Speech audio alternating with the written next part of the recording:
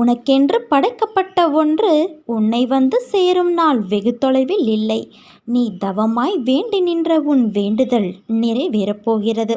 நீ சிந்திய கண்ணீர் இனி ஆனந்த கண்ணீராக மாறும். உன் பொறுமையும் நம்பிக்கையும் வீண் போகவில்லை என் குழந்தையே. நம்பிக்கையானது உன்னிடம் இருந்தால் உனது இந்த பரந்துபட்ட உலகில் சாத்தியமில்லாதது கூட சாத்தியமாகிவிடும். இதைத்தான் நம் சாய்பாபாவும் சொல்கிறார். கலியுகத்தில் கண்கண்ட தெய்வமாக போற்றப்படுபவர் நம் ஷீரடி சாய்பாபா.